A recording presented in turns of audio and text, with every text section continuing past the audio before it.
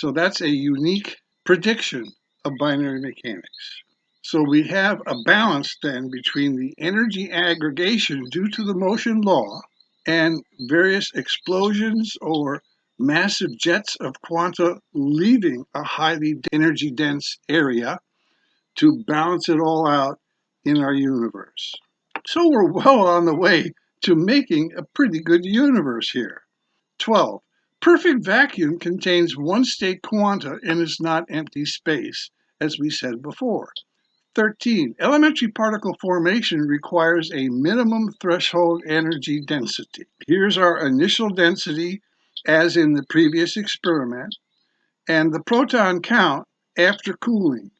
And we see that with the explosions that occur at very high energy densities, the number of protons resulting in the volume when it finally cools down are few compared to other areas up here. 14. The time development laws in equations 7 through 17 result in creation of 8 elementary particles. I'm using the word creation here, meaning that the random distribution of quanta, which we can seed a simulated volume with to begin a simulation, are organized in a particular way such that we see, after cooling, 8 elementary particles clearly. We're representing the states of 3 spot units in a spot, the M and the L bits in each of 3 spot units.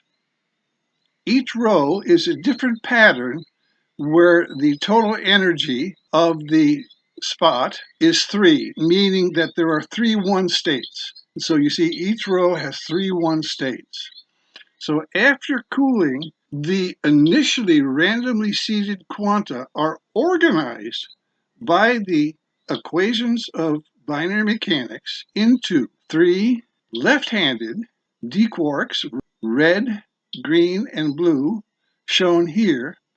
The probability of these occurring is 20 times more than what would be expected if these quanta were randomly distributed with this number shown here, which is less than 1%. And here we're about 13%. These 3 items here are the right-handed matter d quarks, blue, green, and red, again showing more than 20 times the probability of random distribution for these particles.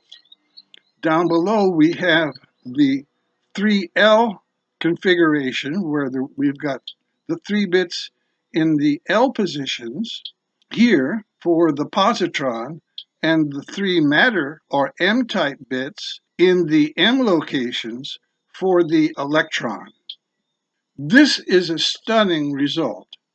In other words, the equations of binary mechanics alone organize the quanta in the spot cube lattice in a simulated volume into the 8 elementary particles predicted by the spot cube model of space. The time development laws also determine the minimum energy density required, or the threshold, for creation of each particle type via quanta aggregation. Here we have one state or quanta density from rather low up here to 0.22, which is about 1/5 of the loci are populated with one states. And here we're showing on the scale here the right-handed matter d quarks, the proportion of maximum possible.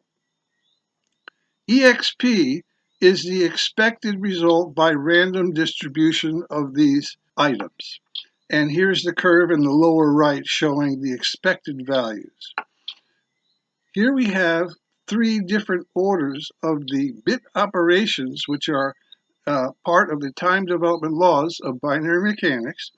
The scalar, unconditional, vector, and strong bit operations in one order, the pink curve, and 2 other orders are shown in the other curves.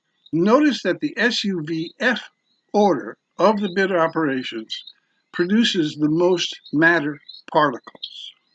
What this means is that the order of the bit operations matters. Technically speaking, the bit operations don't commute.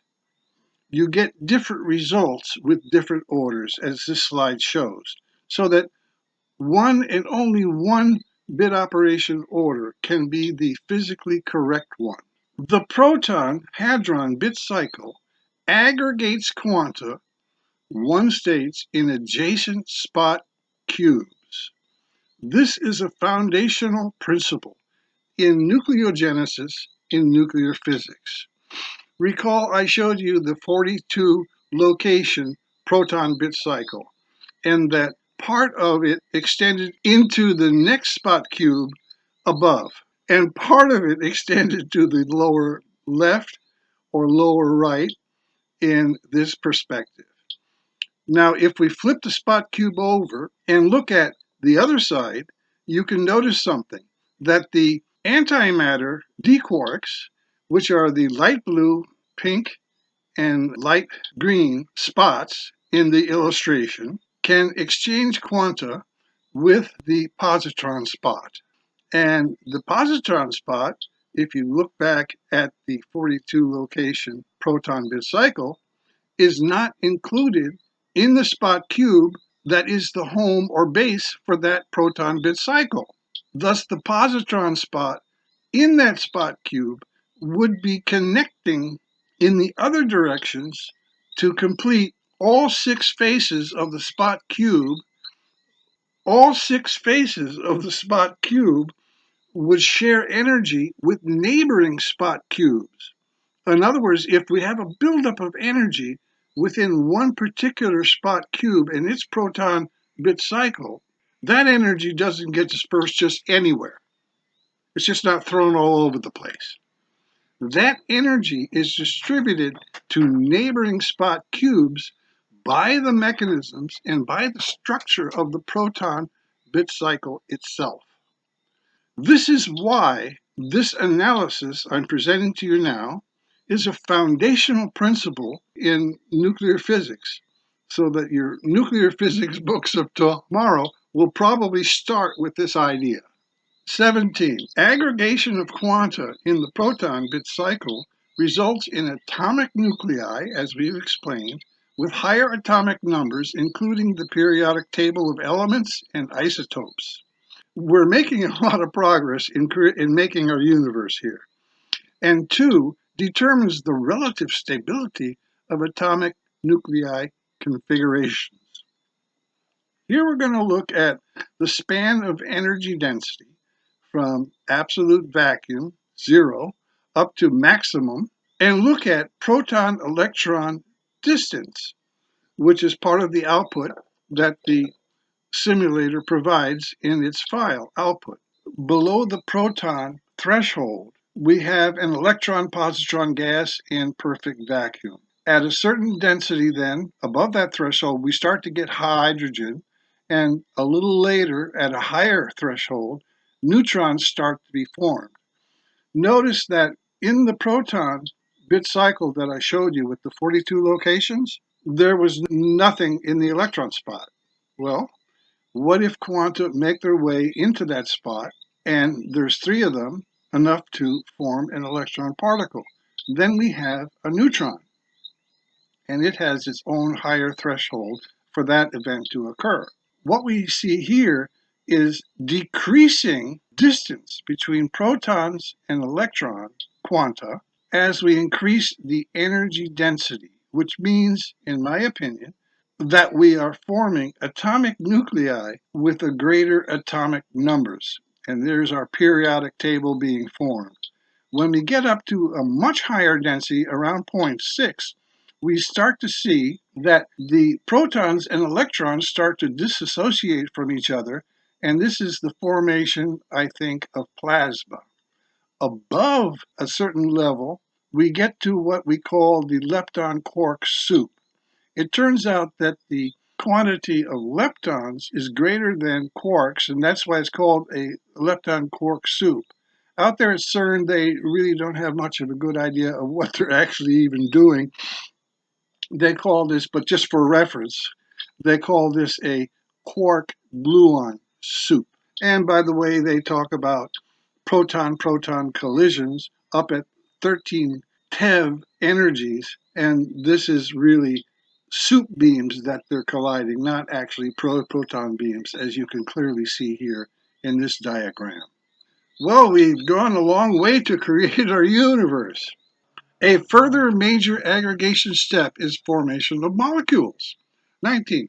Chemists have done well describing processes of molecule formation. I'll leave that to them. Biologists added shock and awe with huge molecules in DNA and proteins. So, starting out with our spot unit in binary mechanics, we not only create a universe and have everything we need to create the universe, we also get up to having living things in point 20 here. Notice that all of the aggregation steps are really describing a collection of energy quanta in smaller volumes. This sounds like gravity, doesn't it? Failed gravity theories ignore all these clearly defined aggregation steps. So there you have it, folks. You start with the best theory of everything. That is the starting point for any viable cosmological model, and you get everything. Thanks for your time and attention. Have a great day, you all. It's a wonderful universe.